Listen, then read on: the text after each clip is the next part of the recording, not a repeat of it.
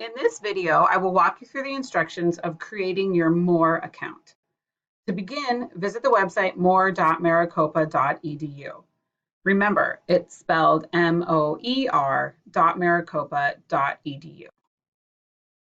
When you go to this website, the welcome screen will give you a link to register as a new student. Click on the link for registering as a new student. You will be asked to enter some information. When you choose your username, do not use your Maricopa MEID. This is for your own security purposes. Choose your own password and then enter your first name and your last name and an email address. Make sure you use an email address that you know how to check the emails on, because you'll have to go there for a confirmation after you create your account. Then click on the sign up button.